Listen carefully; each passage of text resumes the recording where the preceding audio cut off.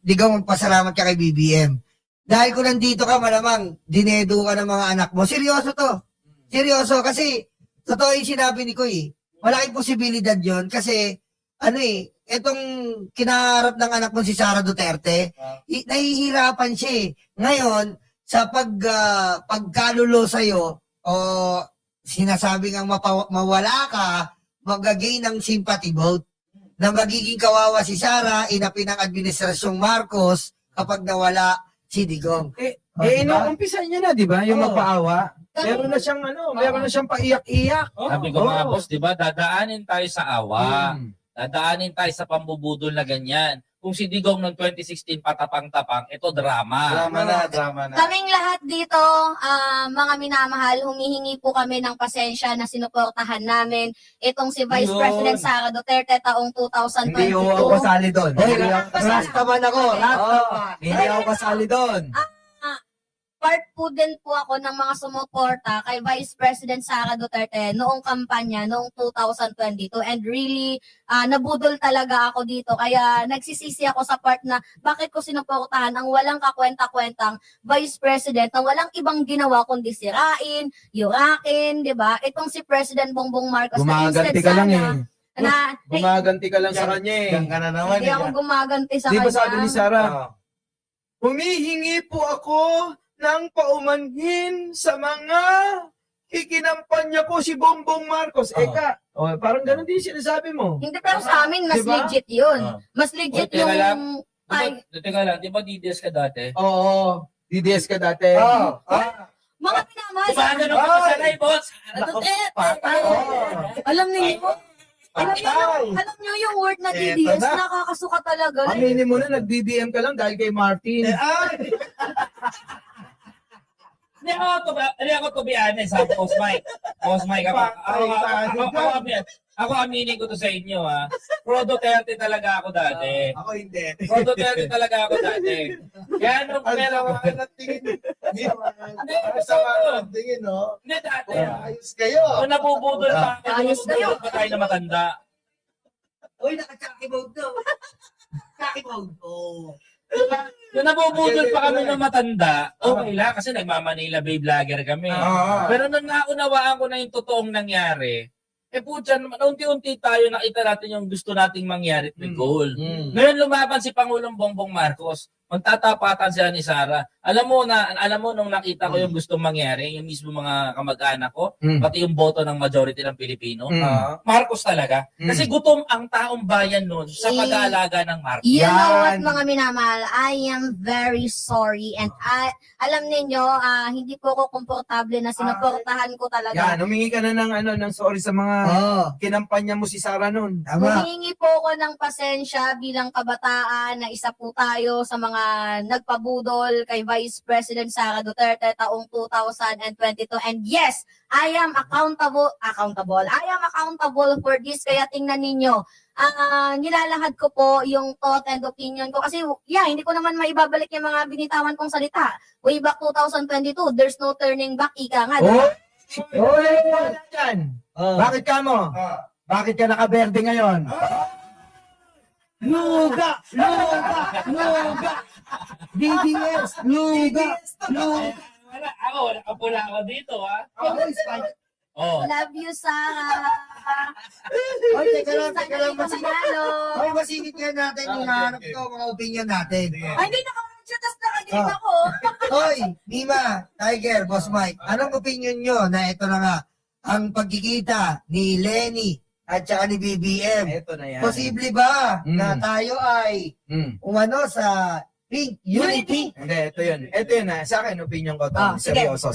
Okay, seryoso. Alam nyo kasi mga kababayan ko, bilang Pilipino, tama lang na magkaisa, tama lang magkasundo yung nagkaroon ng kaalitan dahil sa politika. Dahil yung katwiran naman ni Nanay Lenny na sinasabi niya na serbisyo muna bago politika, nangyayari naman. At ganun din si Pangulong Bongbong, yun din naman ang nais niya. Yung pagkakaisa, ang magbibenepisyo ay yung taong bayan, hindi yung mga politiko na magnanakaw. So ngayon, eto, hindi pa ako tapos, Mima. Sorry. Mahuhuli yung mga DDS kasi kulelat sila. Wait lang.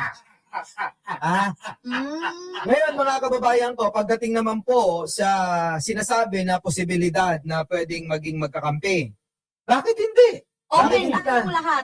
Bakit hindi natin pagbigyan kung gano'n naman pala at ang mangyayari magsuportahan yung dalawa. Mm-mm. At unang-una, hindi po naging kamag-anak ng pula ang berde. Mas naging kamag-anak ang pink kulay rosas. Yan. Oo. Dahil halos magkamukha sila. Yan ang Si- sinasabi ko sa Si inyo. Lenny Robredo, mga minamahal, to be honest with you all guys, ano siya eh, Tayo, Risa. si Lenny Robredo, pag naririnig ko yung pangalan na Lenny Robredo or Pink na Rosas, isa lang yung napapasok sa isip ko Wala. eh, good governance. Oo. Pero pag naririnig ko yung Sara Duterte, yung green, magnanakaw talaga. Wala talaga mga minamahal. Kaya ano gawin ko? Alam niyo, wala naman talagang naiwang magandang legacy eh. Itong si Sara Duterte, biruin ninyo, confidential funds. Hindi, ganito na lang. Oh. Kunyari DDS ka. Yan. Tatanungin ka namin kasi BBM kami. Ah. Mas marami kasing sumusuporta kay Pangulo. Kaya mas marami kami. Pero kung gusto mong rekrutin si Koy, okay lang din. Kontra 3 sa 2. Ay, Ang tanong namin, kunyari lang, Oh. kayo yung mga DDS, kunyari lang. Oo. Ano ba nagawa ni Sara na ipagmamalaki nyo? Kahit nga ako mga minamahal, kung ako yung kung ako ay isang DDS, tapos tatanungin ako kung ano yung nagawang maganda ni Sara Duterte. Hindi, kunyari nga DDS ka. Wala akong may papakitang maganda na gawa. Ito na nga. Boss Mike, Oh, ito matindi. Ito Boss matindi. Mike naman, Ito, inaaway pare, mo, pare, Boss pare, Mike eh. Pare, ganito. Ito nakakatawa. DDS ka. DDS, nagkalis ako. Kunyari lang DDS ako. Kunyari, pero nakakasukulam naman itong gagawin ko. Pero sige, okay. Tinanong ko yung DDS. Ah. Nagkalye survey ako. Sabi ko, kung sabi ko, ano po ang hatol nyo sa impeachment kay Sara Duterte? Guilty or not guilty? Sabi ko DDS, not guilty. Bakit po? Sabi ko, bakit po? Ang basa, sabi ng DDS, basta. Kasi, kababayan ko siya.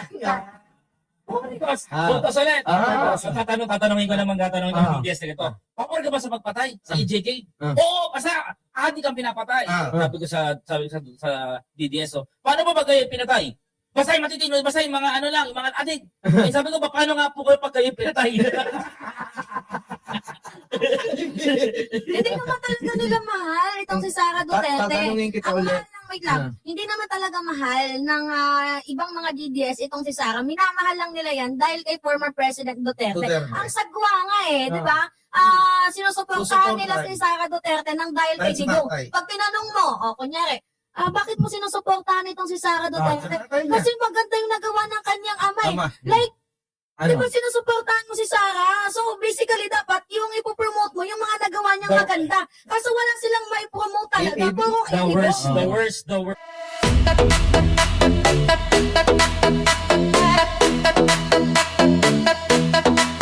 Takot na ang mga aso, dumarating ang mga kaso. Sila ay sinusundo na, dadalhin sa tatay nila. Aray waranto, takbo na bato, takbo na bato, takbo na bato. Aray waranto, bakit na bongo?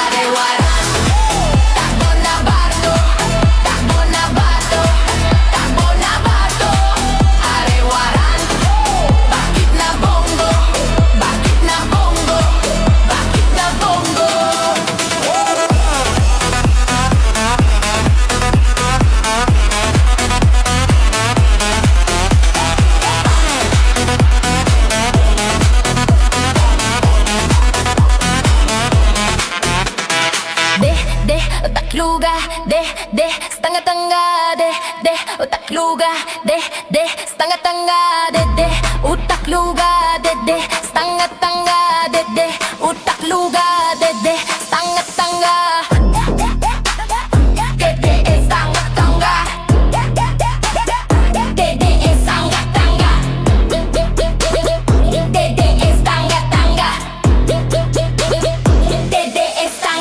agay warang. Takbo na bato, takbo na bato, takbo na bato, aray warang.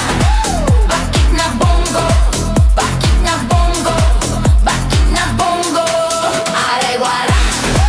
Takbo na bato, takbo na bato, takbo na bato, aray warang. Bakit na bongo, bakit na bongo, bakit na bongo. Kuduro yung betlog, tatay yung karton, kuduro yung betlog, tatay yung karton, kuduro yung betlog, tatay yung karton, kuduro yung betlog, tatay yung karton.